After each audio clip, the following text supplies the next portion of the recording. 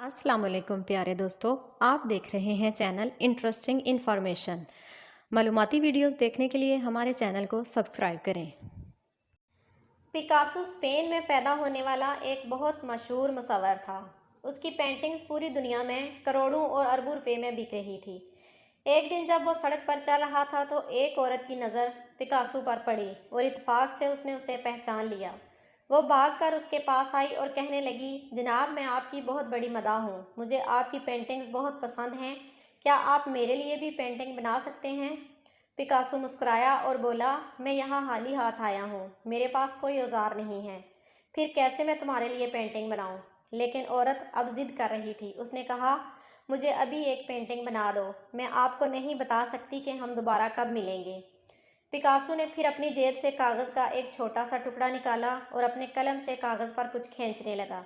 तकरीबन 10 मिनट में पिकासो ने कागज़ पर एक पेंटिंग बनाई, उसे औरत के हवाले किया और कहा, ये पेंटिंग ले लो, तुम्हें इसके लिए $1 मिलियन आसानी से मिल सकते हैं। औरत बहुत हैरान हुई। उसने अपने आप से कहा, इस पिकासो ने जल्दी से ये काबिल अमल पेंटिंग सिर्फ 10 मिनट में बनाई और ये मुझे बताता है कि ये $1 मिलियन की पेंटिंग है।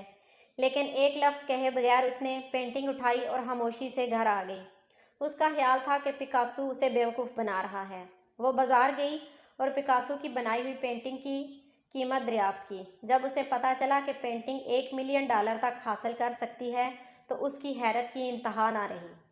वो दोबारा पिकासो के पास भागी और कहने लगी, जनाब आप ठीक कहते हैं, इन तस्वीरों की कीमत तकरीबन $1 मिलियन है।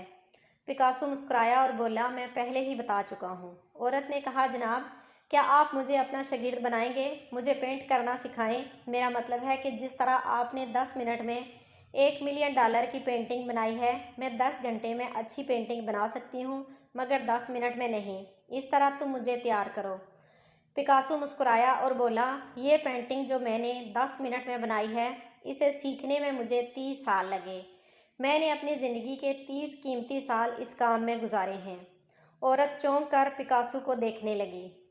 एक उस्ताद को 40 मिनट के लेक्चर के लिए अदा की गई तनख्वाह ऊपर की कहानी के बारे में बहुत कुछ कहती है। उस्ताद के एक एक जुमले के पीछे उसके कई सालों की मेहनत होती है। माशरा ये समझता है कि उस्ताद ने तो बोलना ही है, बस इतना ही मिलना चाहिए। ये नहीं भूलना चाहिए कि आज दुनिया में जितने लोग बावकार ओहदों पर फायज हैं, उनमें से अक्सर किसी न किसी उस्ताद की वजह से इस मकाम तक पहुँचे हैं। अगर आप भी उस्ताद की तनख्वाह को मुफ्त समझते हैं तो एक वक्त में 40 मिनट का मौसर और बामैनी लेक्चर दें।